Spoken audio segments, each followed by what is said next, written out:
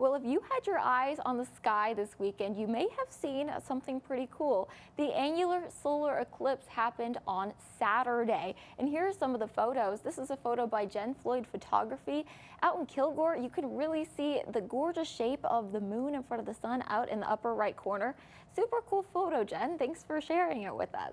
And then for another photo, if you look at this photo by Greg, you can see the reflection of the annular solar eclipse out on the deck here. This is passing through a small hole like a leaf where you can really see that reflection out there. So super cool stuff. But hey, if you were outside and you were watching the annular solar eclipse, you may have noticed a drop in temperatures.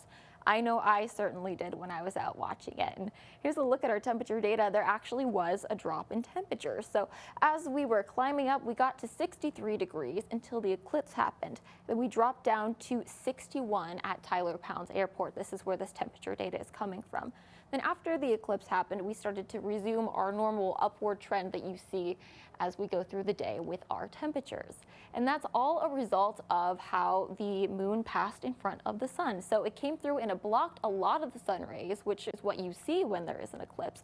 However, but because those sun rays were blocked, the sunlight didn't make it down to Earth, which is what we usually see when we get that heat that we see through the day, where we climb with our temperatures as we get through the rest of the day. So it's the same thing that happens when you have a cloudy day and it blocks a lot of the sunlight. So it's slightly cooler when you have an eclipse or when there's lots of clouds. But hey, if you missed this cool event, don't worry, because we have another out of this world event happening in April of next year on April 8th.